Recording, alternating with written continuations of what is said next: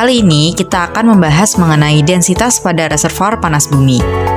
Video ini cocok untuk kamu yang baru mengenal panas bumi dan bisa menjadi start kamu untuk menjadi lebih expert lagi dalam mengenal bidang geothermal energy.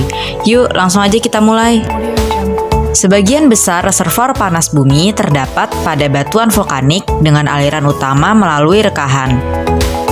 Seperti halnya di perminyakan, sifat batuan yang penting menerangkan sifat batuan reservoir panas bumi adalah porositas, permeabilitas, dan densitas batuan. Densitas batuan secara umum adalah perbandingan antara massa dengan volume total pada batuan tersebut.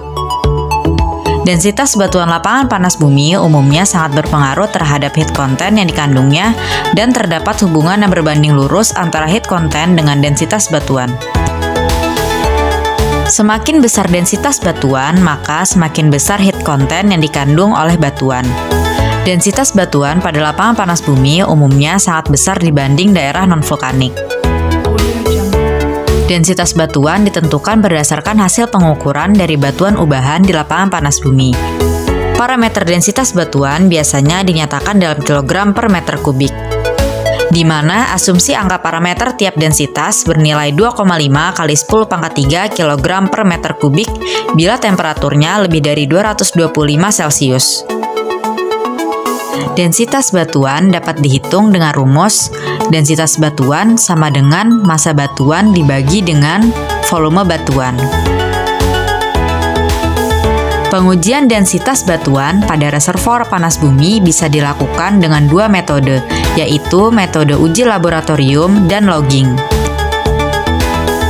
Pada uji laboratorium, pengukuran atau pengambilan data dilakukan langsung di lapangan dan kemudian dianalisis di laboratorium secara detail seperti luas, ketebalan reservoir, saturasi air, porositas batuan, kapasitas panas batuan, densitas batuan, dan densitas air.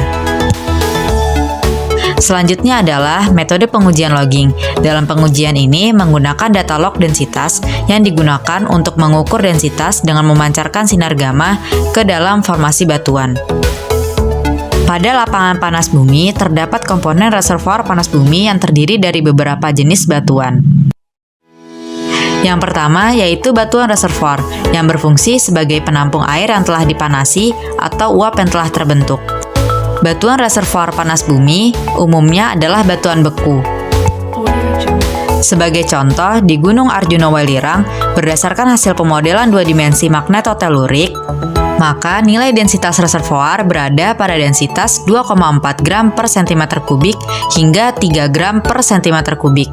Berada pada kedalaman sekitar lebih dari 1,5 km dbmts dengan tipe batuan material yaitu lava basaltis.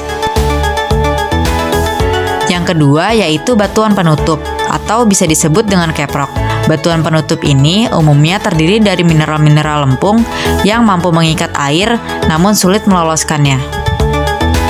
Syarat dari batuan penutup adalah sifatnya yang tidak mudah ditembus atau dilalui cairan ataupun uap.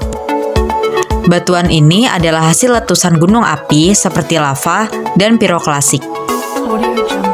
Sebagai contoh, di Gunung Arjuna Welirang, berdasarkan hasil pemodelan dua dimensi magnetotelurik, maka nilai densitas caprock yaitu 1,49 gram per cm kubik hingga 2,4 gram per cm kubik berada pada kedalaman 900 meter sampai dengan 2100 meter dbmts dengan tipe material yaitu lempung.